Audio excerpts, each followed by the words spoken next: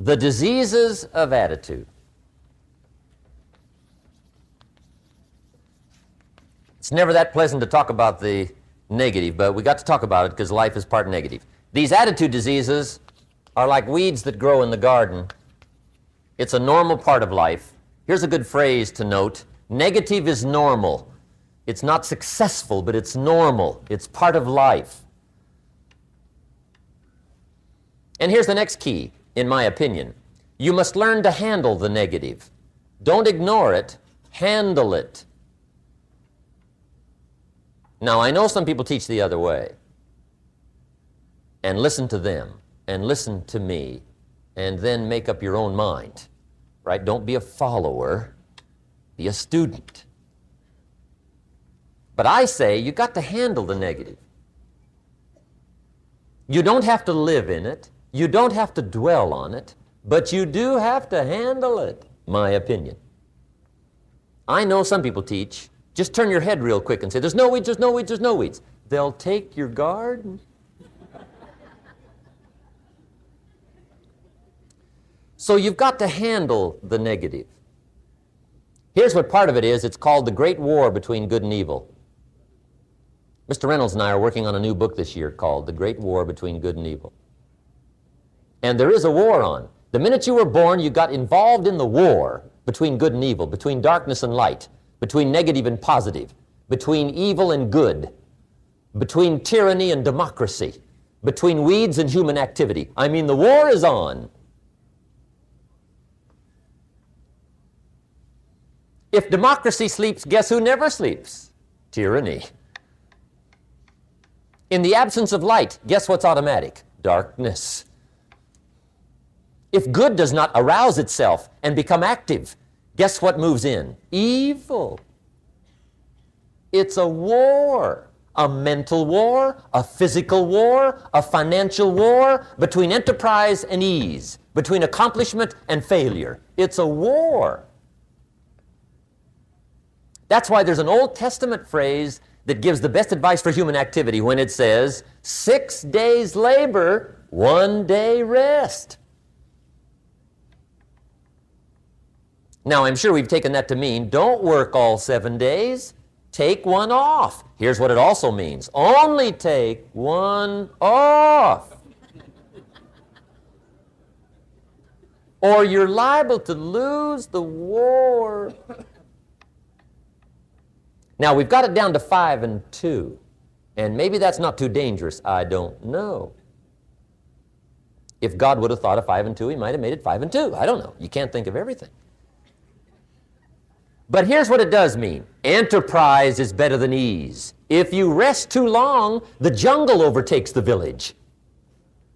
Now here's the good news about the war between good and evil. Evil is no match for good, but good must be active. Weeds are no match for human activity, but if you stand still, how far in will they come? All the way. They'll grow right up around your shoes. But if you get busy, how far back can you take them? As far as you wish. They're no match, but you must be active. That's why the 6 and 1. Make sure you're not losing the war by taking off too much. Guess what the average years are after retirement? 6. 6. Which means don't retire.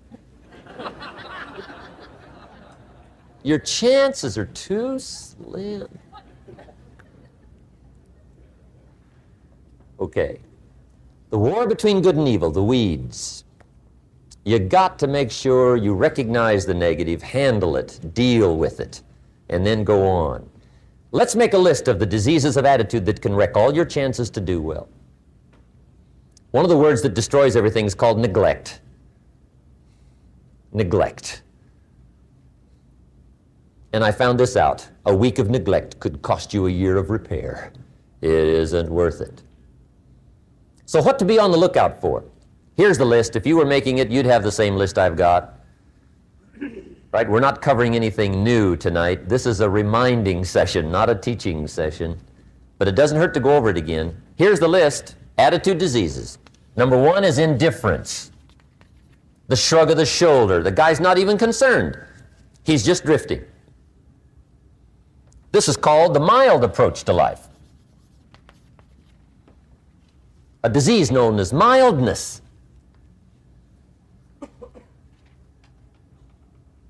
The guy says, well, I can't see getting all that worked up. Well, to be any kind of winner, you got to get worked up.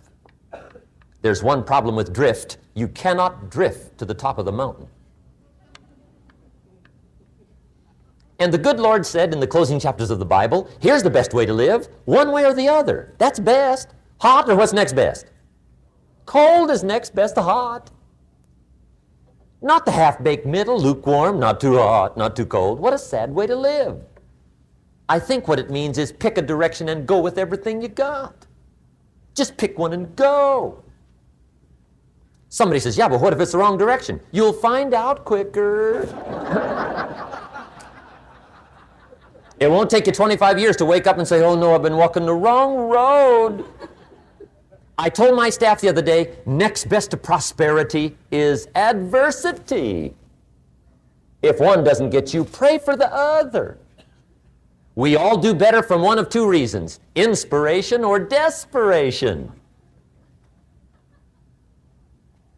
And I don't wish anything bad on you tonight, but if you're not inspired, I hope a wagon comes down your rut. Whatever it takes to get you to try harder, read more, set your goals, and go for it. Somebody asked me one time, what quality would I pick if I wanted to work with somebody? And you know what I picked first? Number one, strong feeling. Please, number one, give me somebody that feels strong. About most anything, I don't even care. Just so they believe it. Even if they disagree with me. Wonderful. Just so they disagree vigorously. I'm not saying it's easy to win those kind of people to your point of view, but I'd rather do that than to try to resurrect people from the dead. Pump them up every month, pump them up, pump them up. I pass. The good Lord needs a leader for the early Christians. Remember the early days of the Christians? Not like today. If you were to stand up in the early days and say, I'm a Christian, cut off your head, toss you and your wife in jail, let you rot. I mean, those were ugly days. Being a Christian back then was not called socially acceptable.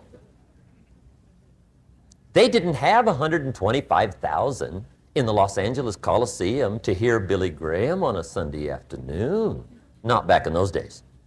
Back in those days when the Christians got in the Coliseum, it was a different story, right? I mean, the word was, stay out of the Coliseum, especially on Sunday. Last Sunday was Lions 33, Christians nothing. See, those were mean, tough struggle days for the Christians. Now, when the days are mean and tough and struggling, you got to have some kind of leader. Do you know who the good Lord picked for the leader when the days were mean and ugly? Saul. From Tarsus. That's who he picked, Saul. I'll tell you what, I would have picked him. You would have picked him. Anybody would have picked Saul. Saul was one of those incredible guys. Once he got into something, look out. Everybody in the community knew what Saul was in. Because whatever he joined, he'd flip all the switches, open up all the dials, turn on all the faucets, and go like mad. He was known as All-Out Saul. I mean, he was something else. Now, at first, it wasn't working out well. Saul hated Christians, which makes a poor leader, right? I mean, that won't work. Saul got this bug somewhere about the Christians. He got to hating Christians. And he hated them so bad, every time somebody would say Christian, he'd fly into a rage.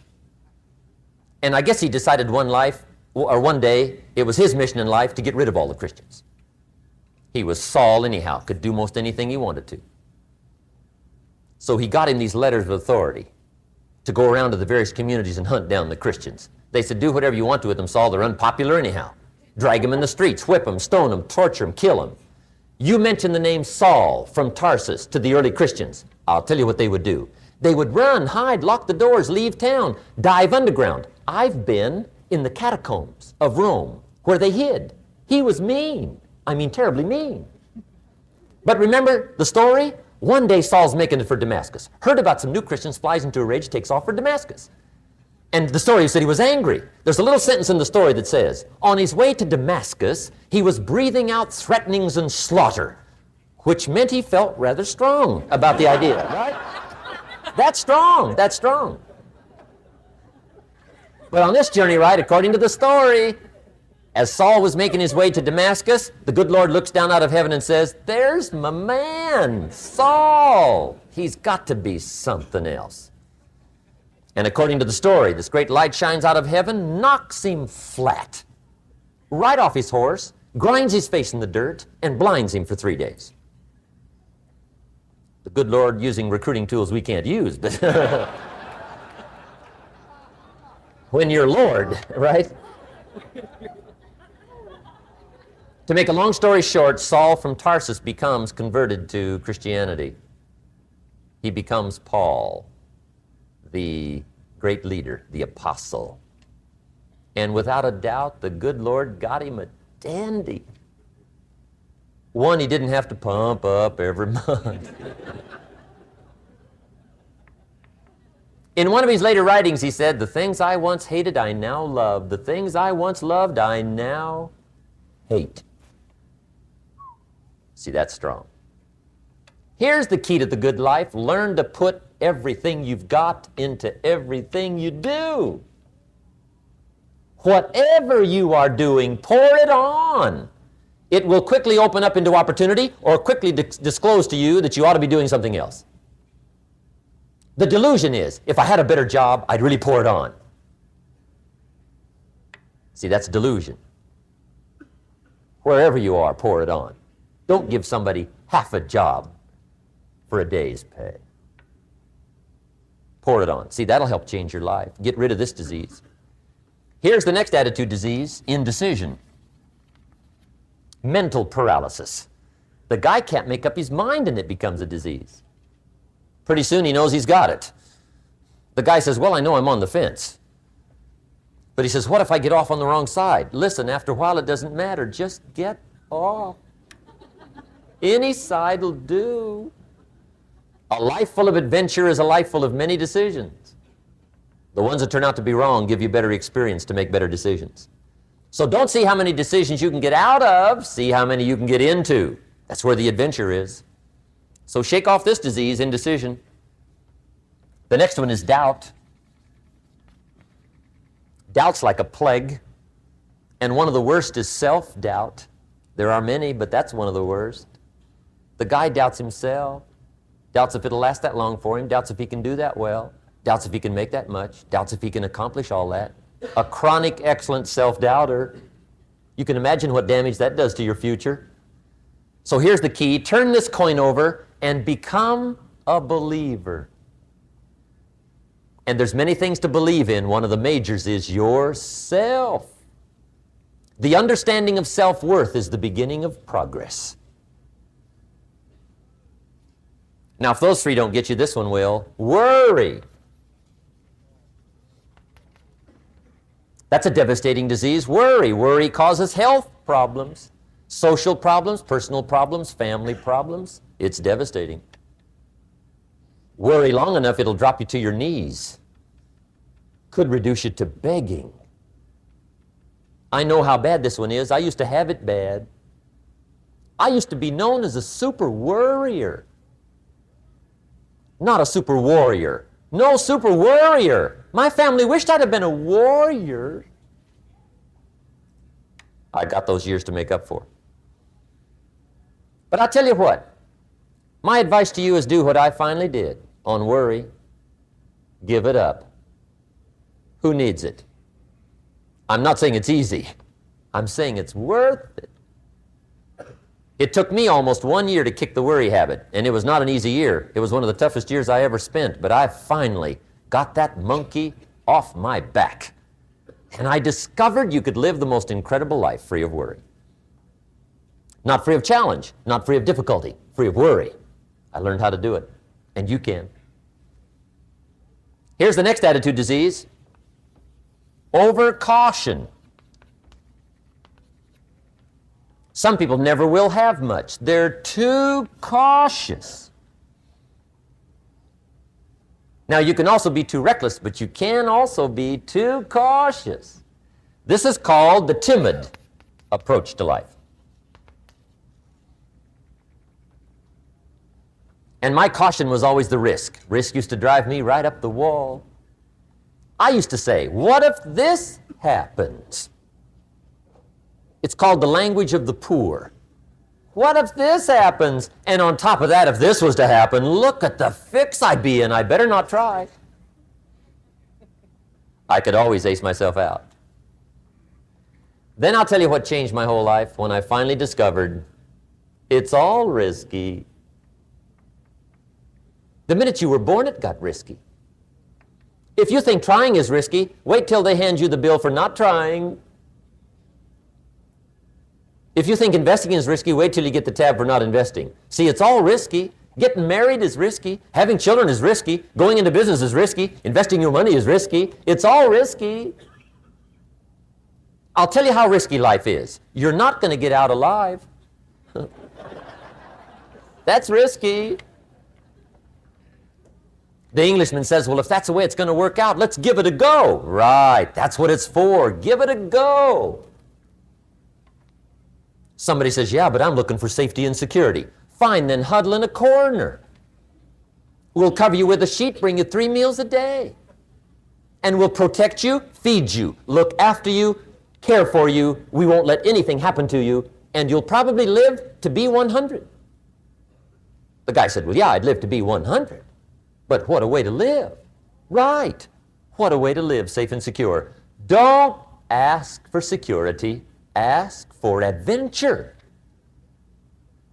Better to live 30 years full of adventure than 100 years safe in the corner. And see, it's not important how long you live. What's important is how you live. Here's the next attitude disease. We're almost through with this motley list. In fact, we're almost through. Hang on. The next one is pessimism. Pessimism, the deadly disease of always looking on the bad side, the problem side, the difficult side, checking all the reasons why it can't be done. The poor pessimist leads an ugly life. He doesn't try to figure out what's right. He tries to figure out what's wrong. He doesn't look for virtue. He looks for faults. And when he finds them, he's delighted. How ugly. This is the poor guy who looks through the window, doesn't see the sunset. He sees the specks on the window.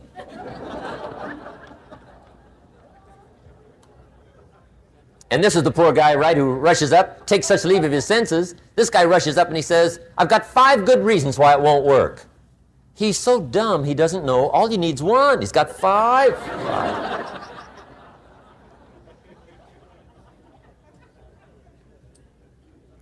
To the pessimist, the glass is always half empty. To the optimist, the glass is half full. Why would the same measure affect people 2 different ways? Answer, it all depends on how you look at it. Our lives are mostly affected by the way we think things are, not the way they are. The way we think they are affects us most. There's a subject we don't have time to get into tonight called better thinking habits. One of the major things Schaeve taught me when I met him, he said, poor thinking habits keeps most people poor. Not poor working habits. Most people work hard, but they don't think hard. And Schaeve taught me that the mind is like a factory, a mental factory. And whatever you think about all day long pours ingredients into this mental factory. And that's what builds the economic, social, financial fabric of your life. He quoted me a Bible phrase that says, as you think, so you become. How awesome. When he talked about poor thinking habits, he had me. I used to start the day reading the morning newspaper. I mean, you can believe that or not. I'd get a cup of coffee and read the paper. I'd load up on wars and riots and murders and stabbings and killings and bank robberies and muggings and car wrecks and tragedies.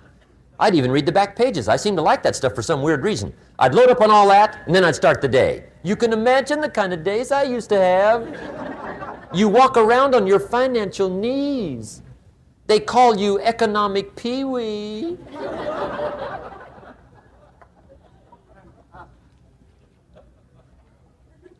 The guy says, I want to be a great leader. Wonderful. The first thing we do is follow him to his house. When we get there, we walk in and check his library, number one. Somebody says, well, why check his library? The reason is because what a man reads pours massive ingredients into his mental factory, and the fabric of his life is built from those ingredients. You would not believe what some people have got in their house to read. You would not believe. One of the best dressed up words I know for a lot of it is trash. Can you imagine dumping a barrel of trash into this mental factory every day and coming out with a rich, dynamic, positive life? It can't be done. You might as well try making a cake with cement. The kids back in Danbury, Connecticut, high school, they're asking me questions one day. I'm talking to the kids. Kids got good questions these days. One of them said to me, Mr. Rohn, how do you build the good life? I said, it's simple. It's not easy, but it's simple. Here's how you build anything. Select the right ingredients, keep out the wrong ingredients, and it starts with thought. Everything starts with thought. So you must be wise and careful what you think about, because that starts everything. You got to be wise and careful. I asked the kids, what would happen if somebody dropped sugar in my coffee? They said, well, you'd be okay. I said, what if somebody dropped strychnine in my coffee? They said, well, you'd be dead. I said, correct. Lesson one, life is both sugar and strychnine. You gotta be careful.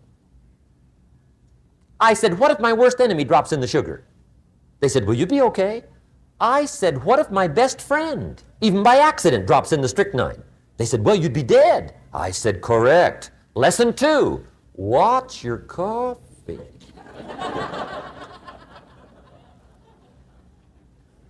You got to be careful. See, it doesn't matter who hands you the bad stuff. It doesn't matter where you get the bad stuff. It'll still do its damage on your bank account, wherever you get it. Mr. Schaeve gave me one of the greatest phrases when I first met him when he said, Jim, every day stand guard at the door of your mind. How important. Stand guard at the door of your mind.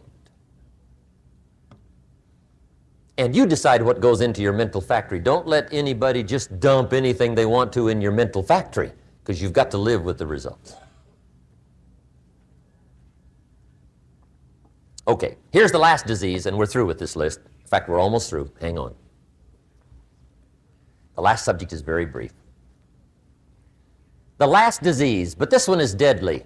Engage in this one, indulge in it even slightly, and you might as well forget the future, because it's going to forget you. Complaining, crying, whining, griping, a Bible word called murmuring. See, that'll ace your future. Spend 5 minutes complaining, and you have wasted 5. And you may have begun what's known as economic cancer of the bone. Surely they will soon haul you off into a financial desert and there let you choke on the dust of your own regret. I hope I said that well, so you won't forget. It's a deadly disease. If you don't think it's bad, ask the children of Israel of Old Testament fame. Typical of us all, their story just happened to get in the book. Story says, children of Israel were slaves. God performed a series of dazzling miracles and got them out. And now they're heading for the promised land. Remember the story? Heading for the promised land. Tragedy of the story, they never got there. Reason. From day one, they started to complain. They griped about the water. They griped about the weather. They whined and cried and griped about the food. They griped about the leadership. They whined and cried because it was too far, too cold, too hot, too difficult, too miserable. I mean, they whined and cried for years. Finally, God said, "I've had it, trip canceled." Or something like that. The story says they died in the desert, never got to the promised land. Which I think means two things. Indulge in this long enough, you get your future canceled. And I guess it also means even God himself can only take so much.